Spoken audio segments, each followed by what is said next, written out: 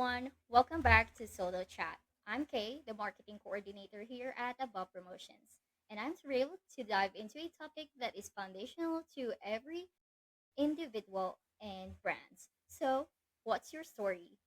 Today, we're exploring the incredible power of narrative from crafting a compelling message that resonates to using a story to dive into the real world impact. So, to help us unpack this, we have two fantastic guests. First, we'll hear from our very own storytelling expert, Ebony Vaz. Ebony is a unique voice in the marketing world. She is one of the few with an engineering degree and research focused on human behavior and statistical data, which gives her a distinct perspective on crafting engaging stories. Hi, Ebony. Hi, Kay. All right. So I'm really excited. And joining us is the esteemed Rod Carter. Rod is a weeknight evening anchor at CBS 17 News, bringing over 2 decades of experience from WFLA in Tampa, a proud graduate of Florida A&M and University of Alabama. He's also a leader in the industry, serving as secretary to the National Association of Black Journalists while actively mentoring upcoming journalists. Hi, Rod. Hey, how are you guys? Woo! Mr. Carter in the building. So good to be here with you guys. Thank you All so right. much. Thank you so much. So, with such incredible experts with us today, let's jump right in with our first question. So, Ebony, how can a company's narrative, when crafted for a corporate board, shift from simply reporting data to driving a strategic vision and securing buy in? So, I think one of the biggest things that I've learned is that people don't really want to be inundated with numbers, right? You could talk someone to death, you can give them all the stats. You know that the numbers back what you're trying to say, but if you can't interpret what those numbers will do and how it'll impact and make it break down to someone in a bite-sizable manner where they can truly just understand and walk away from that conversation, then you're going to run into a problem. And so I find that being able to take the time and find the ability to tell the story, breaking it down from the scientific, breaking it down from the technical, breaking it down from having all the numbers, that it is going to be much easier for you to get that buy in from the executives and the boards at companies. I agree. And Rod, how do you transform a complex or technical news story into a compelling, easy to understand narrative that captures the public's attention and ensures that the core message is not lost? I will echo exactly what Ebony said. Numbers can get to be a bit much, so they have to be put into context. One of the things that I've learned over the course of the last 3 decades is that people can take numbers and make them say what they want them to say. One of the hallmarks of what we do as a journalist is to do something called a with them, which is what's in it for me. So when we write stories, we need to tailor these stories to people so they understand why it matters to them. That can be difficult, but that is really the difficulty of the job that we have to do. I'll give you a quick what if. While in Tampa, I had to cover a case once that went until about 4:40. It was a federal case, and I had to run out of the courtroom and run to the front of a camera and digest a stack of information that thick, turn that around so that people who live in a small town and people who live in a big town, people who have a PhD, people who don't have a degree, can understand and digest that information. It's not easy, I'll be honest with you. And like every other business, there are people who do really good at something, there are people who don't do really good at something. So our job is to take that information and break it down so people A, understand it, and B, they understand why it's important to them. So whenever I talk to students and throughout my career, I've always tried to make sure that we find people in our stories. You ever watch a story and you think, I don't care about this, and then you see another person do the same story and you're like, oh, I get it. This could happen to Yeah. me. So we have to Yeah. find the people in stories to make all of that stuff resonate. As soon as you said that, that reminded me there were some like pipe sewer issues in the county in which I live. And I remember seeing a news segment, and it just had the pipes and it was talking about, what the counties were going to do. But then I saw another channel cover the same exact concept, but then they were talking about the families that are in that pipeline's distribution. And so that made it make more sense. That made it be more relative. And so I think, I mean, you're right. You have to be able to Because break that down, bring that human element. for people who live in a different county, they may not actually care about the pipes in the other county bursting until they hear, geez, this could be my neighborhood. So we have to Yes. find a way to connect people. And really, we all come from very different backgrounds, right? Everyone in this world, we all have different backgrounds, but we all share one thing in common, a human spirit. So once you tap into that human spirit when you're telling a story, it's easy. Everybody understands it. You reminded me of the story in East Tampa, as a matter of fact. They were tearing down a public housing complex. It was the oldest housing complex, public housing complex, I think, in the city. And I went out. They had a big dog and pony show. The mayor got on a big earth mover and knocked over the first wall. And all of the journalists stood right there and just shot exactly what they wanted to do. Well, I was doing the same thing. I had an intern with me, and I kind of looked over the corner and I saw these three guys kind of on the periphery, just standing there watching. So I told the intern, I'm like, stay right here. I want to show you something. So I walked over to them and I was like, what's going on, guys? And they, these are people who live there. They didn't bring any people who live there to this news conference. They had HUD, they had, housing authority. They were just talking about transforming this area, which it is transformed now. It's like a whole thing. It's got a whole new name. Um, and so they were just dealing with that, and then the dog and pony show of it all, which is great. That was a part of the story. But these three guys lived there. And the first thing I said was, what do you think about this? And they literally said, I mean, it's nice, but we're not going to be back here. They're only Yeah. letting a certain amount of people back in. So I pulled Yeah. out my phone and I said, you mind if I ask you a couple questions? And I did an interview with them on the phone, shot some video of them watching the whole dog and pony show. And that was the difference between my story, and I'm not bragging by any stretch of the imagination, but that was the difference between my story and the other stories. They told the story that was given to them. I Yes. told the story of the people who were out there. So I did the dog and pony show, and then I said, from a distance watching are three people who think their home is gone. They're never going to get Yeah. back in. So Yeah. that's how you make it resonate. People who live in Riverview probably did not care about that public housing complex being torn down until you give them a reason to care. I Yeah. totally agree that. Go Go ahead. ahead. Go ahead, Kay. I actually just remembered this recent event just a few days ago happened. So it's been like raining here. There's a lot of typhoon coming here to Philippines for like for more than a week now.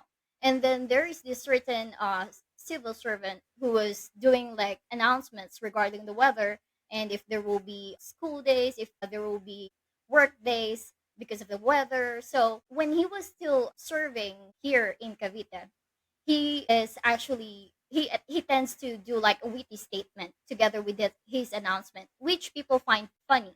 But now that he's serving the whole Philippines, a lot of people were like, "That's not a good way to do the announcement." Like, so you should really know the people that you are talking to. That's very important. They probably thought, what happened to that guy? He went all corporate Yeah, on us. All definitely, government. Yeah. definitely, a lot of people got mad. And when he did the next announcement again just earlier this morning, they were like, "Oh, that's better." And you know what? And Yeah. that reminds me of another point I'd like to make too. I think as journalists, what we have to keep in mind is that we have to bring our authentic selves to the table. You have to Hmm. be able to be who you are and tell the stories the way you would tell them, not try to be what you think people want you to be, because people can see through that. And when you do that, you connect right here with the heart. You connect with those people. And so I think that gives you a lot of sustainability and it gives you credibility. So when he went the opposite direction and started doing it in the kind of government way, people are like, I don't know if I like this. And I bet as soon as he went back to the other, they're like, yeah, okay. Yeah. Yeah. Yeah. Exactly, exactly. And yeah, and I think that and this is like kind of a sideboard but a tangent to that. When you talk about bringing that authentic self, it like makes a difference, big difference, because it's, am I getting the same cookie cutter thing? Like, is everything vanilla ice cream? Maybe I want some chocolate chips in with my, with some caramel swirl on that, a little sea salt. So I think it like matters a lot. And I will say, and I'm just, that's what this is, the sidestep part is, I was thinking last night, I was like, thinking back to when I first met Rod, I mean, we go back a while. And Yeah, when you came back into Tampa, I was like, you were unlike any other anchor because what you I've heard see that. is what you get. What you see is what you get. It's like that same warmth when the camera's not on is what you bring to the stories. And so I think that's that extra that you're bringing to the vanilla. Mhm. And I think it's important for brands to think about, people really want that relatable part. They want to feel connection. So being that authentic self, I just wanted to, double down on that statement. Being that authentic self really goes a long way. And it really goes a long way into being memorable and being someone that people want to like associate with and follow and be an ambassador for. Absolutely. While we're on the side street, I'll add that Okay. all of our lived experiences really should be a part of why we tell stories. And not just why we tell stories, even when you're pitching a story to somebody, know who you're pitching the damn story to. Oops, darn story Yeah. to. Yeah. Know who you're pitching the story to because their experiences may add to what you can do to get them to do that story. One of the things early on in my career, my first apartment, and this is a quick story, my first apartment, and it's a weird story, I'll admit. About 4 or 5 months into this apartment, like I'd gone through college, I lived at home the whole time, and then I moved out when I got out of school. There was a murder in the apartment above me, literally, and I didn't hear it happening, but I heard fighting and rustling. This guy killed this girl and set her on fire, right? Yeah, like 1 o'clock in the morning. So about 2:30 in the morning, I'm standing outside looking at all this stuff burning and all the water from the fire department coming down to my apartment. And I tell this story a lot because it changed how I am as a journalist. It really changed exactly what I do. So that next morning, I came back at like 7:30 to just see what was floating, and a guy that I worked with at another station and his photographer showed up, and they dogged me and followed me around as if I was a suspect. And all I did was say, "Hey, I'm talking to the cops. There's a murderer on the loose. I'd appreciate it if you just wouldn't put me on camera because this guy knows where I live and what I Yeah. look like." Right. And the photographer, whom I had worked with, cussed me out flat out in the middle of the street. And I'm thinking, all my stuff is literally in water. There's a murderer who killed somebody right there running around this city, and you cussing me out because I said, please don't put me on camera right now. And he knew me. And so I always keep that in the back of my mind when I'm on stories that are very tense and people are involved. I had nothing to do with any of this, but I was a witness. So I treat witnesses, I treat everybody the same. I'll ask you if you want to talk. If you say no, I'm not one of these people who's going to chase you down the street. I'm not doing it because Mm. I don't know what you're going through. So when you bring all Yeah. of those lived experiences to the table, they really make a huge difference in the empathy and the sympathy you feel for people when you're doing stories. That's what makes the story resonate. So I appreciate you saying that because I've always tried to be chill and keep it all together and just respect people when I'm doing stories. It can be difficult. People are in tough situations sometimes when we talk to them, a lot of times. So we have to be Yeah. cognizant. Mhm. None of that had to do with numbers, but I thought it was interesting. No, but it's all relatable to storytelling and, Mhm. putting yourself in the shoes of the person you're delivering the story to or who you're telling the story about really makes a difference. It makes a huge difference. Um, Rod, what's a common mistake people make when trying to tell their story to the media? What's one piece of advice you'd give to help them like get their idea across effectively? One basic PR person mistake is sending blanket emails and then pretending that they're like they know you. Hey, Rod. And then I start reading, like, I don't know who this is. For me, the best thing to do is do your homework. Find out if you know someone who knows the reporter and then connect through them. You'll have a better chance of cutting through the clutter. I literally have about 8,000 emails that are unread because we are on so many chains and I get all of the ones that are sent to the news tips and I get all the ones that are sent to me. You have to like kind of cut through the clutter. So I think one of the biggest mistakes is doing that. And then inundating with information. Just give me enough to get me interested. Let me know what the story is, but I don't need every fact of the story, like right then. I'll ask you for all that stuff later.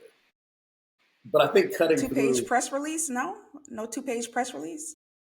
right? Yeah, we don't even like 1 2 page resumes in journalism, so I know we're not going to read a 2 page.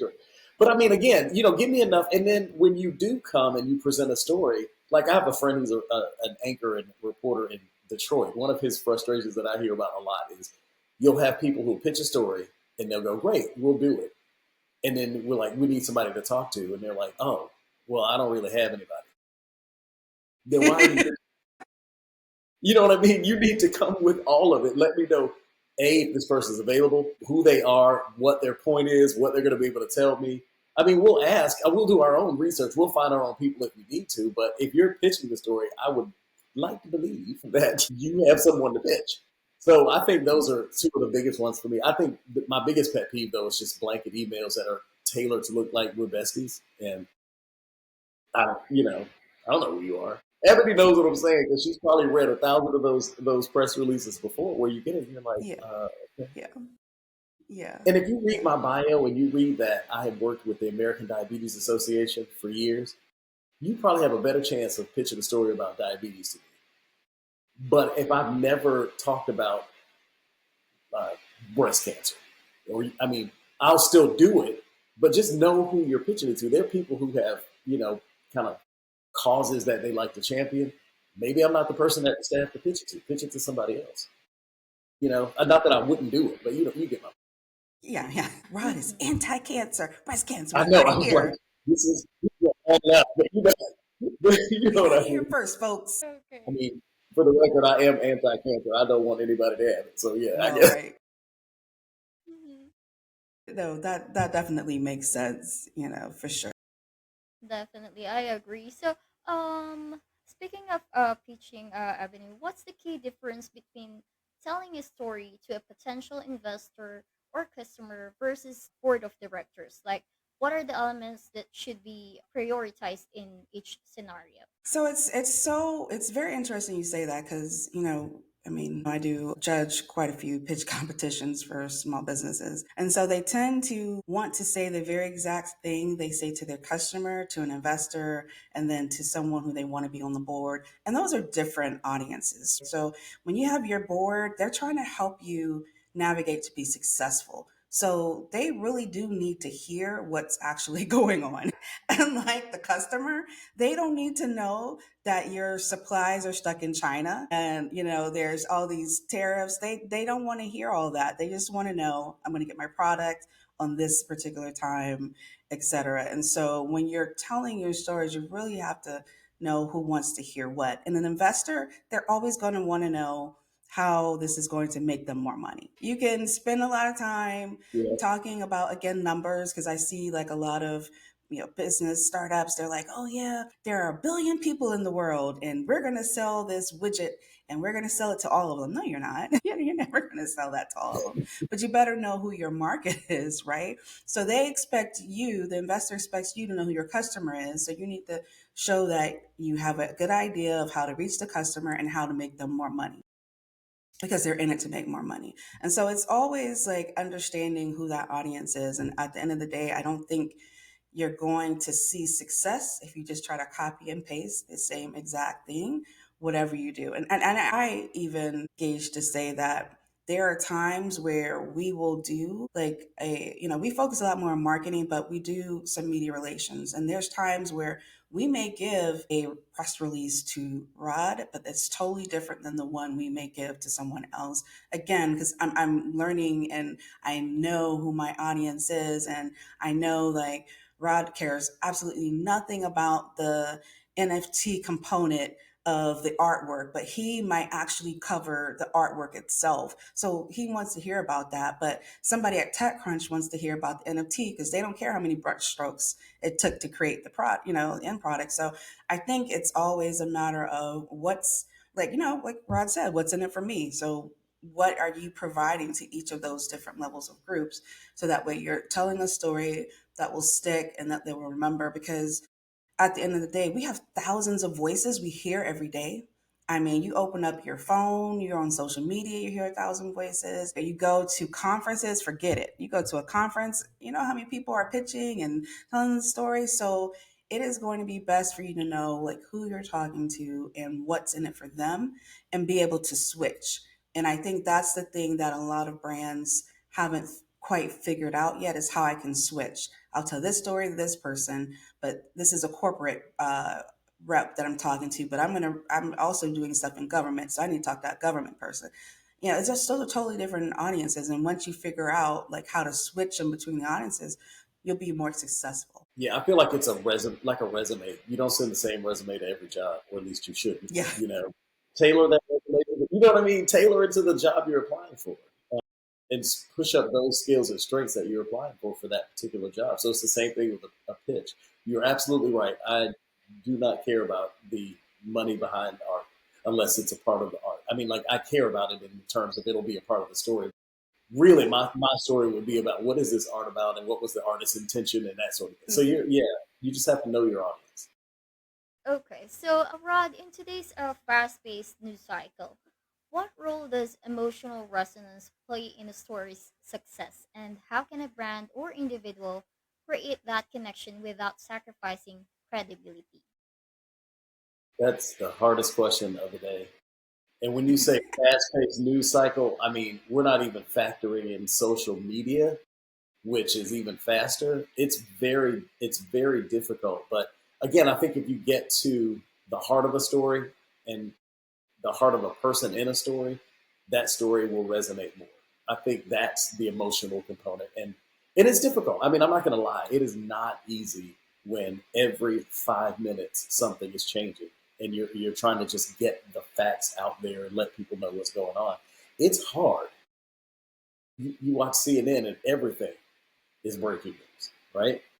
Every story, it seems like, is breaking news. That used to be different when I first started this business. Breaking news was something that just happened. I laugh all the time because we'll say we have a breaking news update, and it's like then it's not really breaking; it's just an update, right? So why do we keep calling it breaking news? But that's what people are looking for, and they're expecting like something every 5 seconds, and it's a difficult job because in order to get you and Ebony to both care about it, I got to find the connection that you may share that is not so obvious. So I think again, getting to the emotion of the story and the people in the story really will make a big difference. If you look at flooding coverage, I can tell you all day long that it flooded in Kerrville, Texas, right? This amount of water came through and this amount of houses went by. But if I tell you 20 girls at a camp died, you immediately get goosebumps. I just did even saying it. So you have to Yeah. get to the emotion of that story. And it's hard because it's nonstop. So it makes our job, I think, a little bit more difficult. And again, you can't broad brush it like Ebony said. You just can't broad brush You everything. can't. You really have to do the work. You can't. You can't. You know, and I want to kind of like do like a sub B to that question itself because that fast paced action of it, the news. One, earlier this week, I was thinking the same thing, like you said, everything is breaking news. I can't tell you how many New York Times emails I got on one day saying breaking news, breaking news, breaking news, breaking news, breaking. And I'm like, okay, is it all breaking? Like, can we just be like update news? Right. But I was thinking the other day, I was like, I don't know how journalists are keeping up. I don't know how they're keeping I up. don't either. And And when I think about it, even from a branding standpoint, I see, like, let me tell you, hands down, respect. I don't know if you follow the Tampa Airport social media page, but hands down, respect. I love their social media. They're always like on it. But there are things that are happening all the time. And I see social media accounts trying to newsjack, off of something that's going on. And I'm like, is this not whiplash? Like, how are you like keeping the main thing the main thing? So I would love to know from a standpoint, from the newsroom standpoint, because I'm always having to fight that with a couple of clients. Like we can't turn our head for every news thing and figure out how we can attach ourselves to it. So Mhm. how in the newsroom do you guys stay balanced and in a place you're not going too far off because there's news happening all the time, especially in this current climate. Like everything is breaking news. I think at some point it has to rise to a certain level of interest. And I'll be honest with you, and this is being very, very candid. I do not like the fact that we spend a lot of time worried about how much it's going to get traction online. And that's what the barometer is these days. It's like, oh, this is Yes. doing really well on the web. It's like, okay, but is it news? For Yeah. example, and nothing against Ozzy Osbourne, but we Yeah. led with Ozzy Osbourne, our newscast of the afternoon. The first thing out of our mouths, aside from weather, was that Ozzy Osbourne had died. And I don't have a problem with us reporting that he did, but I don't Yeah. know if that thing is the most important thing that people needed to know that day. But I'll tell you why it was the number one story is because the executive producer in the afternoon loved Ozzy Osbourne. And so much so that people are like, could you just shut up? We get it. We wouldn't have this, we wouldn't have that. I'm like, I love Malcolm Jamal Warner, but I wasn't pushing for that to Yes. be the lead story at 4 o'clock Yeah. because of the grand Yeah. scheme of things. And then our moniker is local news that matters. That Yes. wasn't Yes. exactly local news. So my issue with how the business has gone is that we now move to what we think people want to see versus what we think people need to see. There are stories Hmm. that are far more important, but we don't elevate them because they may not get as many clicks. So Yeah. it's Yeah. I mean, honestly, it's a kind of an internal struggle. I think for a lot of older journalists and and then a lot of the newer folks. And I get it. The bottom line is if you get more clicks, you get more views, you get more eyes, you get more money. I understand that. But I think it does damage to the viewer because Yeah. how do you trust me if everything is breaking news? It's like the little boy who cried wolf. Like, Yeah. All the time. Every day. Every hour. every, and eventually, and I heard this on a Golden Girls episode, a bear's going to get him, and then he's going to be the little boy who cried continuously. And nobody's going to know because we're not going to cover it. I mean, we just we have to literally get to heart of stories and find out what the stories. And it's difficult because for TV news, we like Tampa has a huge market. It goes from one coast up to another county on the other side, all the way to the top to the bottom on So finding stories that will resonate with all of those people can be difficult.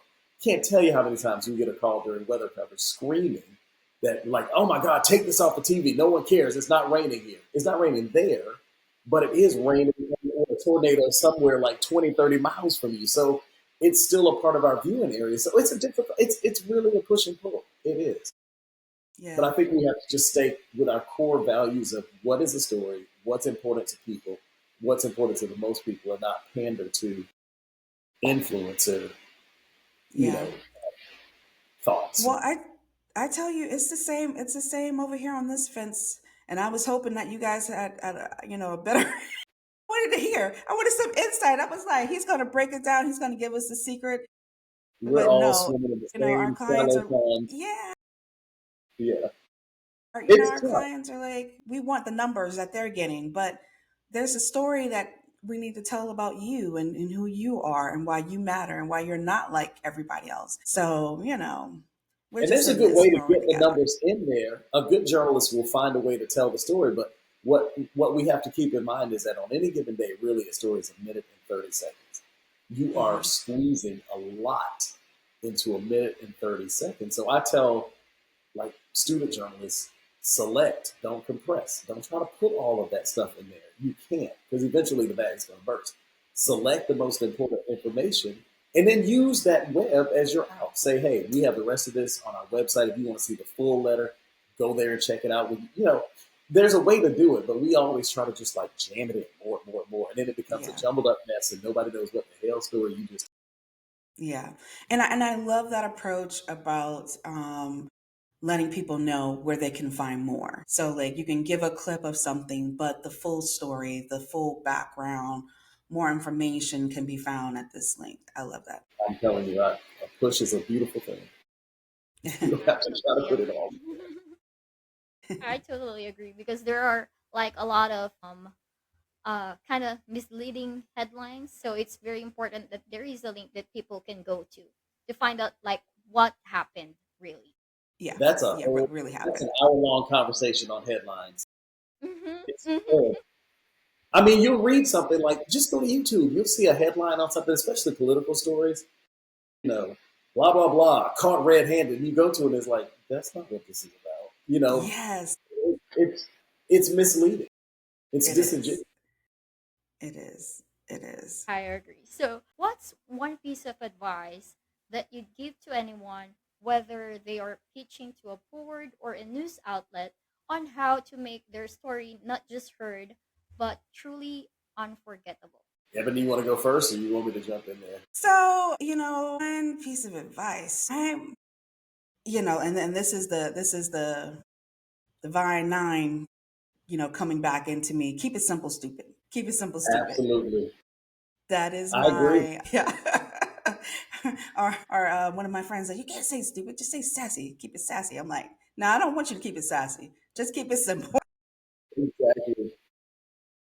I mean, you're so But right. yeah, that's it. That's it. Just keep it simple. That's mine. What's yours, Rod? Mine would be get to the heart of the story, and I keep repeating that because I just think that is what is missing in storytelling. Find the heart of the story and why that resonates as much as you can with everybody. You're not going to hit everybody, of course, but if you can get to the human spirit, one of the stories that I remember the most, there used to be a series, and I think he does it in a different name now, but it was called Everybody Has a Story by Steve Hartman on CBS News. If you ever see some of those old stories, what they did, and they would grab a phone book. That's how long ago this started. They would grab a map, first of all, and throw a dart at the map. Wherever that dart landed, that's the city they would go to. Then they would go to that city, open the phone book, and just start picking random names. And then they will go to that person. They call them and say, "We want to do a story about you." A lot of people will say no because they don't think they have a story. But when you do get people that have a story, you go to that place, you talk to them, and you have no idea what their story is. But every single time he did it, it was like, wow. Because it's a simple, as you put it, a simple Yeah. thing like just this man moved to the country for the first time at 18. He had like $20, and now he owns like all this farm stuff. It's not anything that's going to be earth shattering. It's not Watergate, but it's something that I remember 25 years later because Yeah. it resonated. It got to the human spirit. So I think keeping in mind that everyone has a story and then finding out what that story is and letting them tell their story makes a big difference. And then don't junk it up. Just keep it simple, sassy. Mhm. That was a really compelling and insightful discussion on the art of storytelling. So, to quickly recap, we explored how a brand's narrative can shift from a simple report to a strategic vision, and we gained vital insights into crafting compelling stories for everything from corporate boards to the media. So, we also learned how to use emotional resonance to connect with an audience without sacrificing credibility. Thank you so much, Rod and Thank Ebony. you. Yes. Thank you Thank for you, Rod. sharing your invaluable expertise Thank with us you. today. So, we truly hope this episode has inspired our listeners to find and share their unique stories with confidence and impact. So, to dive deeper into this topic and explore more marketing and tech insights, be sure to check out our other solo chat episodes. You can find them on our Spotify or YouTube channel. And don't forget to connect with Ebony Vaz and Rod Carter on LinkedIn for more thought leadership and insights on the power of storytelling. Bye! Bye. Thank you. Thank you. Thanks.